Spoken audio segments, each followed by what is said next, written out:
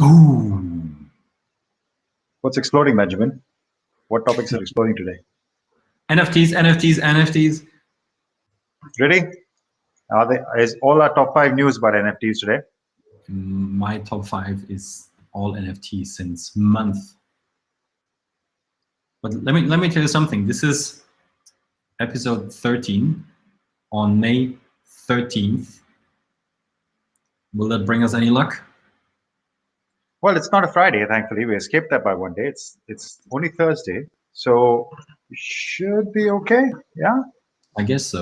I guess so. I have a small surprise for you. It's not really a surprise. It's a feature. Nice. Let's see it. Are you ready? I'm sitting down. That helps.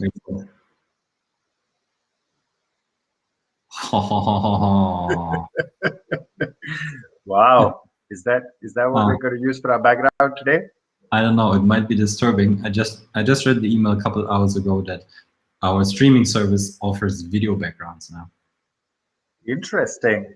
Actually, I see you've chosen a nice color. That looks interesting. Yeah, that's what I was about to say. So there are 4 of them, and 3 exactly fit into our color scheme. It looks like it's well prepared. We're just lucky that they're using the same colors. Let me check out our colors are super in themes, super trendy right now. The only thing is I cannot hide it anymore. Oh, wait a second. Ben, have you messed up the background? There you go. I can see the second one. Do you think we should keep that, or should we switch back to the old one? No, I like this. This one is all right. It's interesting. Okay, good. It's a bit calm. It's not as distracting. You want to start, huh? I can feel it. You want to start? Yeah. You want to waste time? Let's go. I want to waste time. You want to waste time? What else can you do on the stream? Not much. All right. What are we going to talk about today? Tell us. 5 top sports tech news. As always, we do this every week, Ben. Everybody knows we do this every week. They know that we do this 5 times. For people who are new, talking to you, we cover the 5 top stories in the world of sports tech. And today I can tell you, okay, the quiz is how many stories from NFTs are we going to cover today? You can guess in your mind, and the prize will come to you in your mind as well. This is our amazing interactive quiz. Everything is virtual these days. Everything is virtual. Everything's virtual. Alrighty, then it's me starting things. Yeah. Here we go.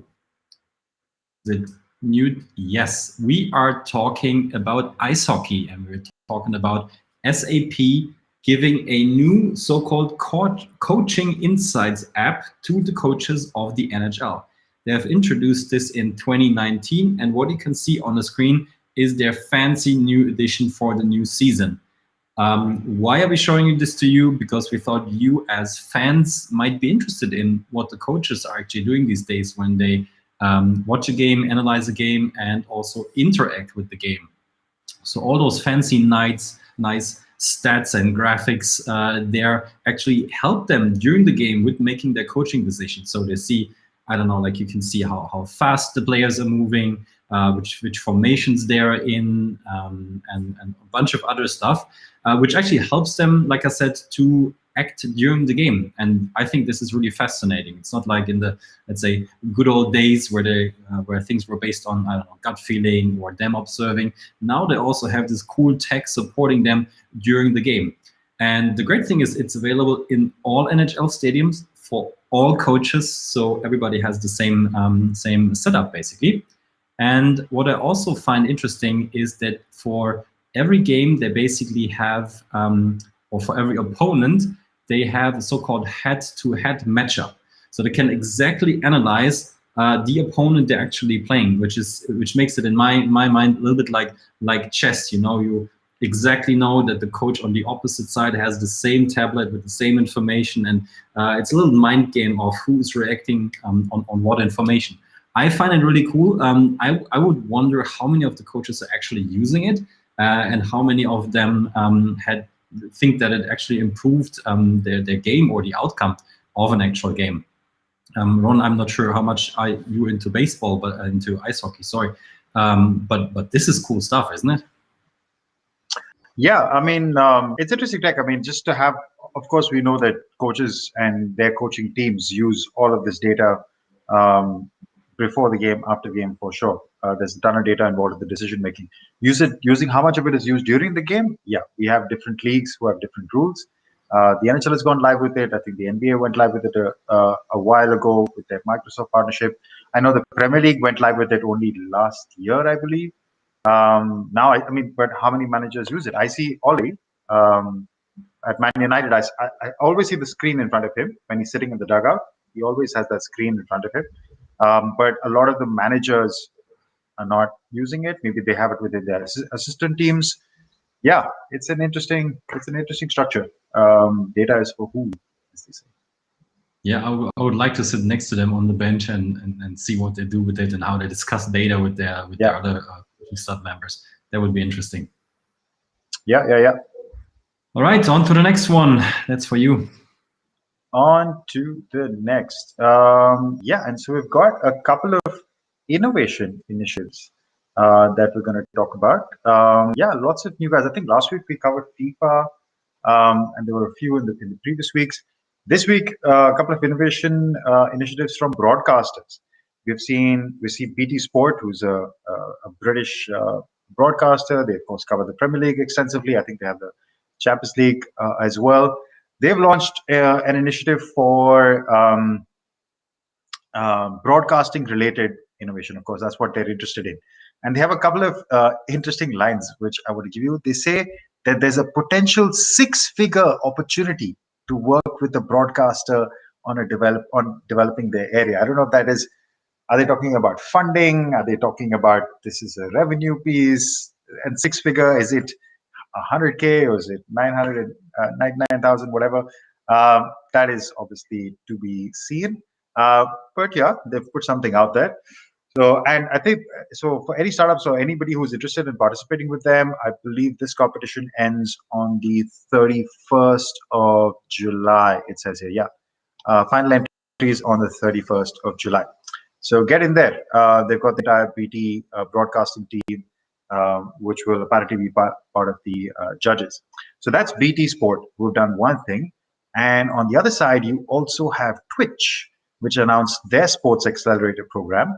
But this is a bit different. It's not, I mean, they call it a Sports Accelerator, but it's mainly, it's streaming, right? So what they want is people to do sports talk, which includes podcasts, live shows, reaction streams, etc. All those kind of things, which people do on Twitch. It's all about live. This is not a recorded show, but exactly like this. We could, I mean, our show already goes out on Twitch, but we could do more. The point, though, is that they are encouraging more original creators. So here are the requirements. You can see them on screen. You have to have you have to be publishing 20 hours of content per month in the sports category. You have to have only live interactive content, so no pre-recorded stuff, and then you can apply and you'll get a response within 30 days. There are a bunch of FAQs on this website which you can check out, but interesting to see more and more accelerator programs or innovation programs launched from different sports organizations, sports-related organizations. Ben, which broadcaster would you go to? Do you think Twitch is more interesting, or BT Sport, which is a more traditional broadcaster, them doing something? I mean, I like both for different reasons. BT Sports, I'm sure they had good experiences with this watch together function, which seems to have been a good success. That is cool, and maybe that made them decide, hey, we actually have to do more. So I think it's good times for sports tech and sports tech companies. And naturally, also with this little show here and this fantastic new background, I have to mention it again. I think we're close to what Twitch does, even though they might rather look for guys who are talking about the game or a draft or something like this. I like both. We are living in a world full of opportunities. We should appreciate that. Yeah, good timing for sports tech. Absolutely. And then moving on to the next topic right away, we are talking about more content, actually about DraftKings and betting. And there was a rumor that came up this week. I believe it was brought up by an internet analyst from Oppenheimer, Jed. I have his name somewhere. Jed Kelly. Jed Kelly wrote that he believes that DraftKings want to become more than just an sports betting operator, and there are good reasons for that. Maybe first taking one step back. What we have seen this year, and we also talked about this in this show already, is that there's a big merging of betting and content happening, a big integration. So imagine that you're watching a football game, basketball game, whatever, and you will see your betting options, your odds right in the live stream. So there is something happening there. And also DraftKings has invested heavily in their content arm and has done some partnerships, for example, with Dish, for example, to be integrated into sports streaming offering. And Jed Kelly says, why don't, or he believes that DraftKings ultimately wants to become a streaming service for themselves and then offer multiple revenue streams. And if you think about it, it actually makes a lot of sense. Because if they would operate themselves, they would be totally independent. They could also control and manage what is super relevant for them, which are the latencies. So making sure that the stream and the bets that pop up on the screen are somewhat in sync, that they make sense. So would get a lot of control. And obviously they could also bundle their offerings. They could bundle a streaming package. They could also push maybe a nice betting add-on or something. So there are lots of good reasons for combining this. And also not to forget is that betting operators are the guys who probably have the best data out there because their business is heavily relying on data. And that data can also be used at the same time to entertain the fan, the viewer out there. So why not combine that? It makes a lot of sense to me. The only, let's say, downside or tricky part mentioned in the article is launching something like that. And he talks about potentially acquiring a certain target is costly. But as we have seen in the past, DraftKings has a lot of cash. They also even raised an additional round to have even more cash. So their war chests are full. And it seems like this is maybe not so unlikely. So the big question is, who could they potentially acquire? Ron, want to make a bet not only on sports, what the outcome of a game is, but maybe also on who they might want to take over? Who, me?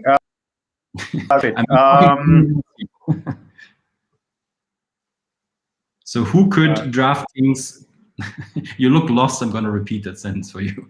It's screen cut out. Yeah.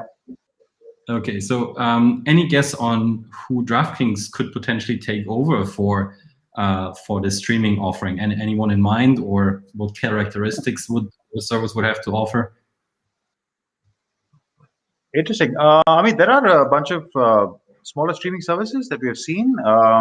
Recast, for example, they raised a little bit of money recently. There are maybe they could set up a partnership with DAZN, who are trying to grow, get bigger in the US for sure. So there are a lot of different directions that they could go in. But in general, I really like the idea. I really like the move from DraftKings to own, as you mentioned, a couple of things which is super important. Them owning the data, or them having access to the data, and them owning the customer in a deeper way. Yeah, it's really, really smart play because there's a lot of money in that broadcast streaming. They can make the whole transaction seamless. Yeah, overall, it looks a really good move from their side. Why I like this? No investment advice. I put some money into the DraftKings stock a couple of weeks ago.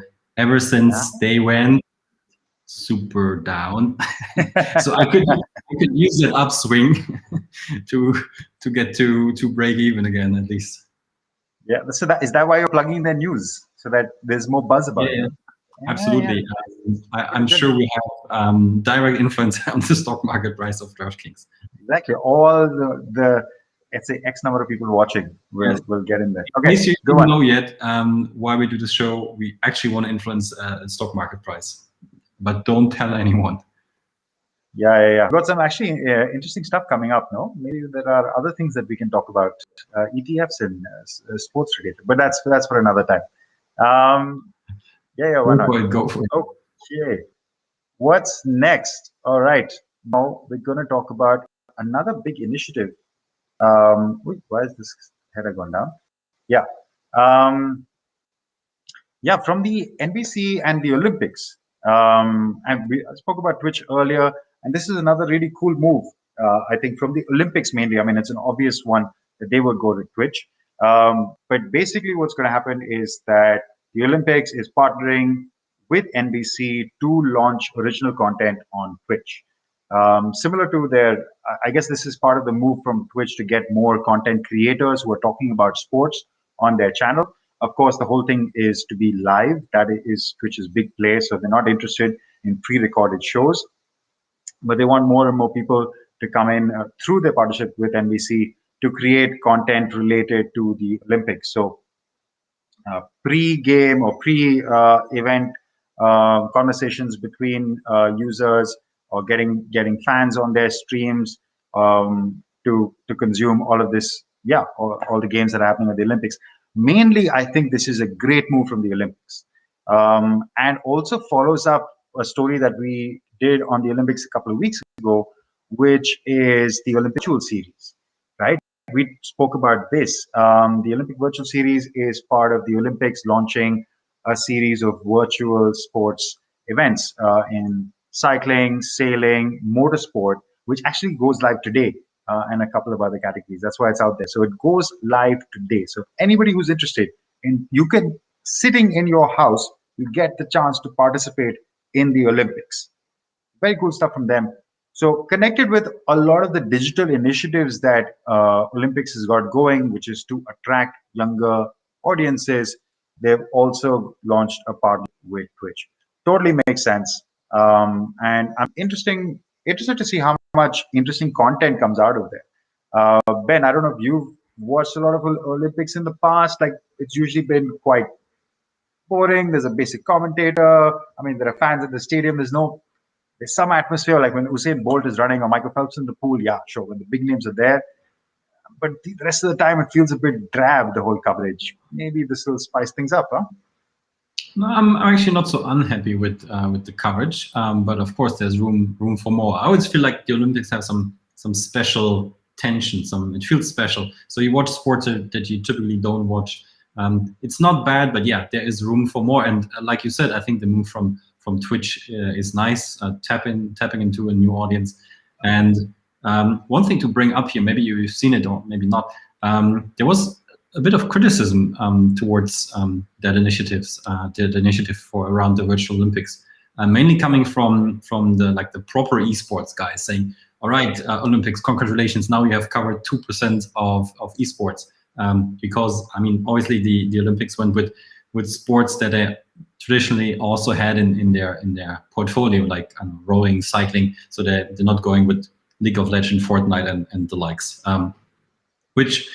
Yeah, okay, partly I understand, but I mean, it's still the Olympics and they're moving slowly, so I still like this. And also, yeah, going for Twitch seems interesting. Yeah, no, I mean, for me, I totally makes sense what the Olympics did. I mean, if they suddenly launched with Fortnite and League of Legends, the core audience of the Olympics would feel maybe perhaps a bit disenfranchised. Like, why? Like, this story doesn't seem authentic. This is clearly just a grab for a younger audience. The Olympics starting with obviously core sports, maybe it goes up from there, and maybe it never does. That is to be seen, but it makes sense to go poco a poco, step by step. Exactly, and then we are coming to our top topic of the week, right? Yeah, I like this one. Yeah, me too. Looking forward to talk about it. It's actually almost. Yeah, it's two news, almost three news in one. And all of that is about women's sport. And you can see the headline here. There is a platform called Just Women's Sports who has received quite some attention here. Let me disable your screen, Ron. They got an investment of $3.5 million US from interesting folks, let me put it that way. Here are the investors. So Will Ventures is a venture capital company from the US. 35 Ventures is Kevin Durant's venture arm, Drive by DraftKings, what we just talked about, and lots of women's sports superstars, as you can see here. So what is just women's sports? It is what it says it is. It is covering women's sports only, which is finally a thing, I have to say. I don't know the exact numbers, but obviously all around the world, men's sports get most of the attention. And actually, if you think about it yourself, there was no, let's say, really well-known media outlet out there who was just reporting about women's sport. And we have seen that emerging this year, last year a little bit, and yeah, just women's sport is, I think, a very good example for that. And there was another interesting news this week in a similar field. Maybe we have talked about the Gist before. It is a platform from women that are writing about sports, but about all sports, so they're not excluding men's sport. And they got, I think, another $1 million in investment, doing a great job. They are super successful newsletter. And yeah, another good news this week. There was one more, I think, about Google investing in women's sports. They are presenting partner of the WNBA. And I think a couple weeks before, we already spoke about this platform here. I never know how to pronounce that properly. I would say it's called Together, but Together with an X, as you can see. So it's another example of yeah, media coverage for women's sports. Like I said, which is finally a thing, was super overlooked over time. And if you actually look at the social media follows of the female superstars, they can definitely compete with male athletes. I think many of them even have more. So that is definitely also from a sponsor perspective a very interesting playing ground. Ron, which women's sport do you watch, if you watch it? Maybe you don't watch any? Ooh, and what do you think about that's a good question. There's nothing that I actively follow. I have to say that I don't have any favorite teams. I remember watching the WNBA long back when it was just becoming a thing in the early 90s, Shuttle Swoops and all of them. But no, currently, yeah, it's my bad. I'll watch the Football World Cup when that comes around, because that's always fun. But actively have a team that you support, not so much. And of course, my national Indian women's cricket team, Mitali Raj and them, they do a great job. Tennis? But no, just great to see. Sorry? Tennis was always great. Yeah. How can I miss tennis? But I think tennis is also one that's hard to keep up with sometimes, like especially with the women's rankings. You always find a new name. Every time I'm tuning in to a final, I feel like there are new names, so it's hard to build a real following. Oh, now with Osaka, especially, she seems to be building a good fan base around her. But it's just, overall, the story is a good one. I mean, just to see more and more money coming into women's sports. Google is investing a lot. You covered that. They've obviously invested in GIST. They have other initiatives that they are supporting with the WNBA. Yeah, just good to see more and more interest. And if they get more coverage, hopefully they'll get more fans. Yes, I agree. Speaking about experiences, we had a very cool one in Munich, and I'll let you take that one. Now, if my laptop will not be a bit too messy today, but it's acting funny. But yeah, that's what we did in Munich. We featured this product called Icaros, which was a lot of fun. So we did obviously a 3-part series. Yeah, now it's buffering and doing nonsense things. But we did a 3-part series in Munich, which was about exergaming devices.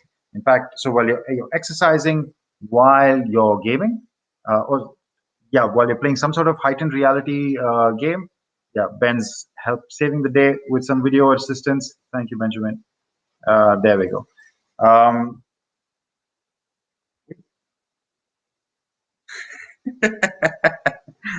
Yeah, there we go. Okay, now it's set. So yeah, that was Icaros that we featured, which is this really cool company from Munich, which is in this AR or VR related fitness space, where you are testing cool devices, but also interacting with other, let's say, in another world. They have the Icaros cloud where you're balancing and stuff and interacting with the tablet, and they had the lightning, the Icaros home, where once you put on the actual VR glasses, oh man, you get immersed into this world where you're gaming, you're flying through stuff, you're shooting lasers. That was a lot of fun. I think the whole concept of mixed reality gaming is a big one. In fact, we're going to be talking about this more in the next week or so. But yeah, just a really good time, Ben. Yeah, I don't remember. You tried the Icaros home, but you didn't try the racing game, right? You tried one, but not the other, something like that. I tried both. Yeah, but not you didn't go to the advanced level, man. No, you were the only one. Yeah. Yeah. My heart was pumping enough. Yeah. That was, I mean, and you actually, like, you're trying to race and keep to a clock and your body is all tight, and oof, that was, man, it was just really good. I can totally see this becoming like a big thing. Yeah, it was great. But just one thing to add, I mean, all that shaking there that Ron was calling buffering was not only buffering. I think it was actually Ron's shaking from the exercise. I mean, that's just because on the stream. That was the screen. The camera was shaking because of the intensity, the energy of what I was bringing to the event. Yeah, absolutely. That was cool. Obviously, I found out a bit of how unfit I was. All the extra weights that I carried when I came back from India is showing there in that video. But no, it was a lot of fun. Yeah, I was just thinking maybe the buffering comes from our new background. Maybe that's too much of calculating from too much load. Yeah, the machine here. Yeah, definitely cool one, and looking forward to the new one, to the new video that we're publishing. When? Today or tomorrow? Yeah, I mean, if we can get it all set up, then maybe today, but probably tomorrow will come out. Yeah, I haven't seen it myself yet. All right, on to our +1, which is always like the extra special one. And this week, oh man, I like this one. It's about a company called Putcheck, which calls themselves, and I love this title, the only upscale tech-infused mini golf experience. And I mean, look at this mini golf setup here. Do I have more pictures? No, then I have to go to the website. So yeah, it's a bunch of mini golf centers in the US. And they have received a funding round of $60 million in growth capital because, my friends, tech-infused mini golf is a thing. And I just love the layout of those courses.